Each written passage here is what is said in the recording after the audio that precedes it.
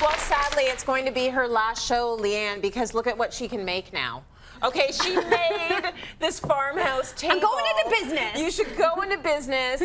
We'd be lucky if we can keep you because this is an incredible table. Most people would go to a showroom and pay thousands of dollars for a table like this. And you know what I clocked out at? How much? About 170 bucks. Ooh, do it yourself. Exactly. So the base, if you might remember this, I found it in an as-is section at IKEA a few shows ago. We talked about that as a great find. Yes. So that was the basis for building this table. So I wanted something big and chunky and really farmhouse inspired, and I couldn't afford, quite frankly, didn't want to spend the money on reclaimed barn board. So I used inexpensive framing lumber and made it look like barn board. You beat it. I beat it.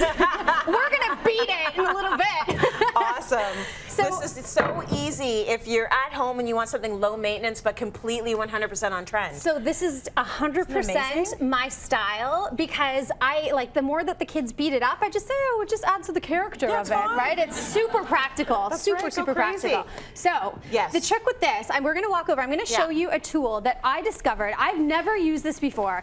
And tools get me excited, but this had me attempting a backflip unsuccessfully, but I did attempt. So first things first, because I'm using framing lumber, you want to cut it all down to size, but I took an extra step, which you don't have to do, but I highly encourage. Okay. On my table saw, I ripped 2x6 boards down each side and took off the rounded edge. So you on stock framing lumber, it has that rounded edge. I ripped off literally the 1/8 of an inch, so now it's a nice clean board. So they all butt up together really nicely without having little ridges there that collect all the crumbs, right? All those little things. That's smart. A jig. This is a Craig jig that makes pocket holes. If you have no idea what a pocket hole is, it's this little guy right here. The idea with this is it's angled, so the screws, if you look underneath my table, it looks like Swiss cheese.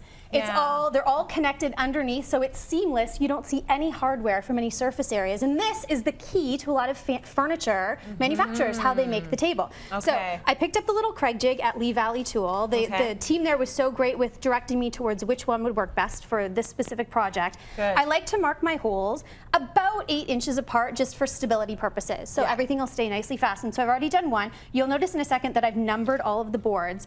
And I basically that was smart. drop you have to one organize. in. Exactly. You know what? Let me tighten this, clamp it down, put safety first, safety goggles. Now with the Craig jig, you basically have 2 measurements to keep in mind, the thickness of your wood and the depth of the drill bit. But the nice thing is it comes with seamless instructions to help you figure that out. And the other thing is super easy peasy.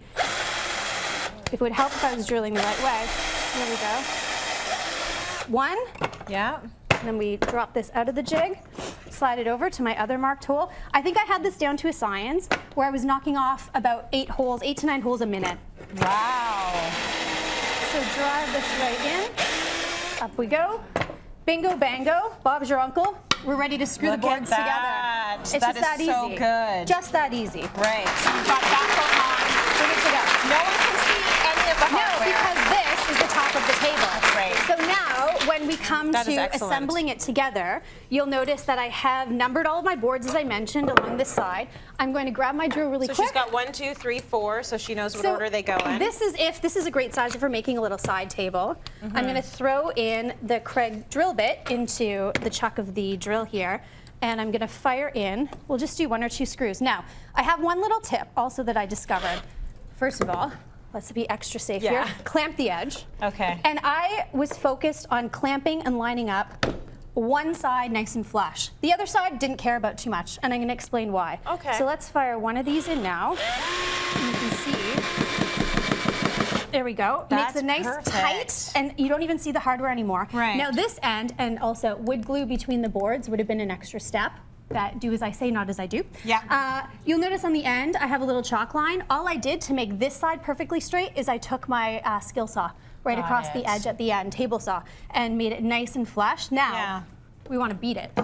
Okay. Right? Yeah. You want to get out some DIY frustrations. Oh, we get to make it all look like it was from 1875. Right? Let's do it. For a fraction of the price. Now keep in mind we only have 1 screw holding that board together. But we're going to turn this over and I was scared. Like, what are we? A little 50 Shades of Awesome style. Beat it. Oh, it works. Beat it. Yeah. Look at all the